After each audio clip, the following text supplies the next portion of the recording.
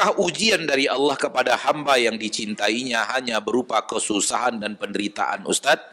Apakah yang hidupnya nyaman, harta cukup, pertanda Allah tidak mencintai hamba tersebut? Ujian ada dua.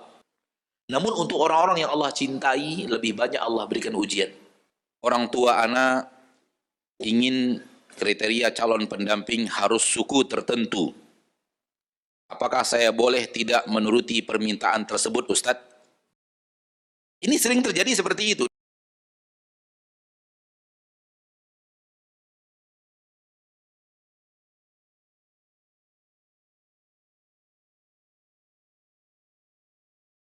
Apakah ujian dari Allah kepada hamba yang dicintainya hanya berupa kesusahan dan penderitaan, Ustadz? Apakah yang hidupnya nyaman, harta cukup, pertanda Allah tidak mencintai hamba tersebut? Ujian ada dua. Ujian yang dengannya Allah ingin melihat syukur kita, dan ujian yang dengannya Allah ingin melihat sabar kita. Dua-duanya ujian. Dua-duanya apa? Ujian. Ana sudah sampaikan tadi. Ada yang diuji untuk Allah lihat sabarnya, dan ada yang diuji untuk Allah lihat syukurnya, dan ke semua kita dapat. Namun untuk orang-orang yang Allah cintai, lebih banyak Allah berikan ujian. Begitu yang ada dalam hadis. Tapi semua kita dapat hal yang sama. Dapat ujian yang membutuhkan sabar, dapat ujian yang membutuhkan syukur. Jadi ada hal-hal yang Allah berikan kepada kita, kesulitan dan kesusahan dan kepedihan. Dengan ini Allah inginkan dari kita apa? Sabar. Ada hal-hal yang itu adalah kebaikan, hal yang kita sukai, hal yang nyaman. Maka di sini Allah menginginkan kita apa? Bersyukur. Yang lulus adalah orang yang menjawab sesuai dengan kebutuhan keadaannya. Kalau kebutuhannya sabar, dia bersabar. Kalau kebutuhannya syukur, dia bersyukur. Dan hidupnya itu gonta-ganti. Kadang dia bersyukur, kadang dia bersabar. Bersyukur dan bersabar, bersyukur dan bersabar. Kita berasa bahwa sabar-sabar aja, syukurnya nggak ada. Syukur-syukur aja, sabarnya nggak ada. Nggak begitu ya dunia itu. Dunia itu izdiwajiyah. Mereka akan saling saling tadakhul, saling masuk. Ada hal yang membutuhkan syukur, ada hal yang membutuhkan sabar. Di dalam hal-hal kenikmatan juga ada kepedihan, dalam kepedihan juga ada kenikmatan. Wallahu a'lam. Nah, pertanyaan terakhir, Ustadz. Orang tua anak ingin kriteria calon pendamping harus suku tertentu. Apakah saya boleh tidak menuruti permintaan tersebut, Ustadz? Kalau itu keinginan orang tua, kenapa tidak berusaha kita untuk menunaikannya sebagai bakti kita kepada orang tua kita? Kenapa tidak? Kalau memang bisa, kenapa tidak? Sehingga tak bertabrakan keinginan orang tua dengan syariat. Pada dasarnya kita diizinkan syariat nikah dengan sesuku dengan kita, tidak sesuku dengan kita, tidak senegara dengan kita, diizinkan syariat. Dan ketika orang tua meminta sesuatu yang secara syariat juga diizinkan, kenapa tidak digabungkan izin syariat dengan permintaan orang tua? Kenapa tidak? Kalau bisa, kenapa tidak?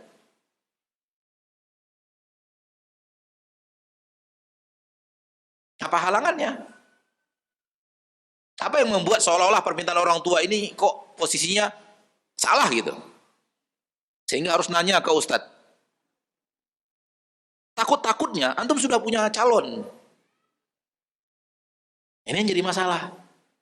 Yang jadi masalah itu adalah punya calon belum nikah-nikah. Nah, itu yang jadi masalah. Sudah ada calon tapi nggak nikah-nikah. Namanya pacaran. Allah takdirkan sukunya nggak sesuai dengan suku yang diinginkan orang tua. Baru pertanyaan ini, bagaimana Ustadz? Permasalahan saya, tinggalkan pacarannya. Supaya antum bebas memilih. Tidak terikat kepada suku tertentu.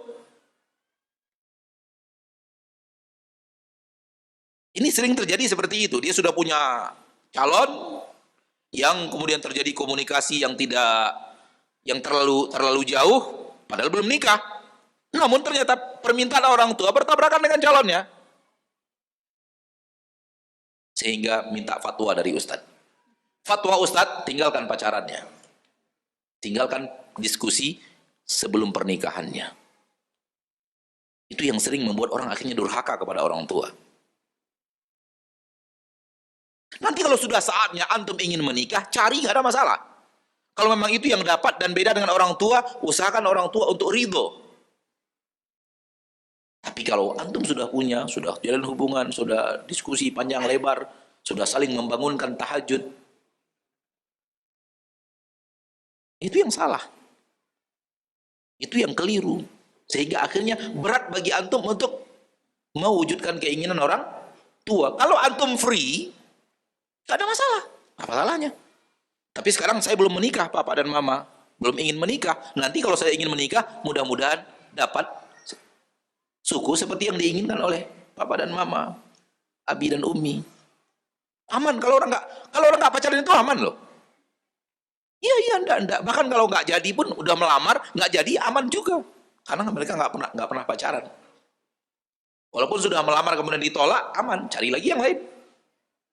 Bukan kayak orang sekarang pacaran, sudah mati berkali-kali, sudah cerai berkali-kali, padahal belum pernah nikah. Tahu nggak maksudnya?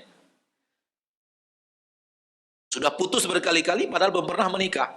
Sehingga nangisnya pun lebih banyak daripada walimahnya. Kenapa? Karena telah melakukan hal yang diharamkan sebelum diizinkan. Wallahu a'lam. Kalau bisa, wujudkan sebagai bakti kita kepada orang tua kita. Kalau ada hal yang menghalangi dari hal yang diharamkan Allah, tinggalkan hal yang diharamkan Allah itu. Namun, suatu saat, sekiranya suatu saat Anda memang ingin menikah, dan Allah sedang mudahkan sesuatu yang di luar itu sukunya, minta izin dan minta ridho orang tua untuk ini calon saya. Minta ridho ke orang tua. Biasanya orang tua lebih gampang ridho daripada anak meridhoi apa yang dilakukan dengan orang tuanya. Wallahu a'lam. Sampai di sini pertemuan kita pada kesempatan yang berbahagia ini. Semoga Allah tabaraka wa taala menjadikan kita hamba yang selalu menyerahkan urusan kita kepada Allah dan tidak memaksa Allah untuk mengikuti apa yang kita inginkan. Karena sesungguhnya Allah yang lebih tahu dan kita tidak tahu, dan sesungguhnya ketika Allah mentakdirkan sesuatu, banyak hal yang di luar perhitungan kita yang kita tidak mengerti. Oleh karena itu berhusnuzan kepada pilihan Allah dan ikuti kemauan Allah dalam setiap syariat yang Allah berikan kepada kita. Wassallallahu wasallam wa baraka wa an'ama ala abdihi wa rasulihi Muhammad.